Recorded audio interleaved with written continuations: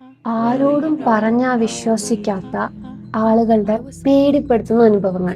ആദ്യത്തെ, ഒരു നൈറ്റ് എൻ്റെ മേലെ കിടന്ന പുതപ്പ് എൻ്റെ മേലെ നിന്ന് പതുക്കെ മാറി വരുമായിരുന്നു.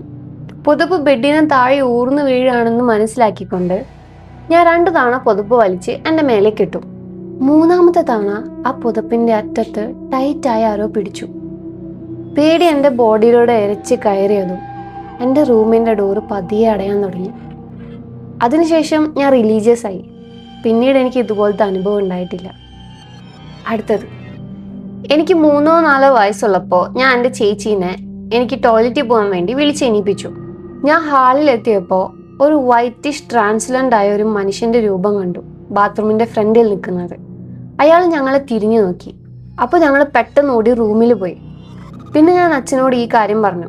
അയാളുടെ രൂപവും ഡിസ്ക്രൈബ് ചെയ്ത് കൊടുത്തു. അപ്പോൾ അച്ഛൻ അച്ചാച്ചൻ്റെ ഫോട്ടോ എടുത്ത് കാണിച്ചു. ഞാൻ ജനിക്കുന്നതിന് മുന്നേ അച്ചാച്ചൻ മരിച്ചതാ.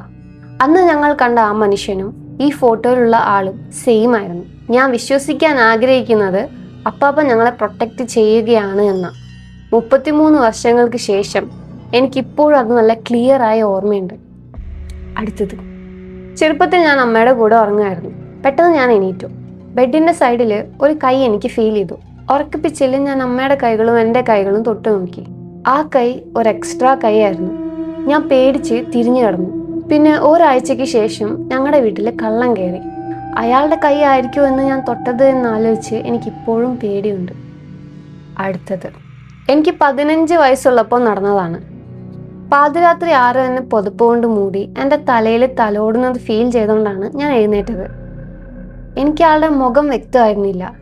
ഡ്രസ്സ് ചെയ്തേക്കുന്നത് കണ്ടപ്പോൾ പഴയ കാലത്തെ ഡ്രസ്സിങ് ആയിരുന്നു. ഒരു മദർലി ഫീലാണ് എനിക്ക് അതിൽ നിന്ന് കിട്ടിയത്. അതുകൊണ്ട് എനിക്ക് പേടി തോന്നിയില്ല. എനിക്ക് ഭയങ്കര കംഫർട്ടബിളായി തോന്നി.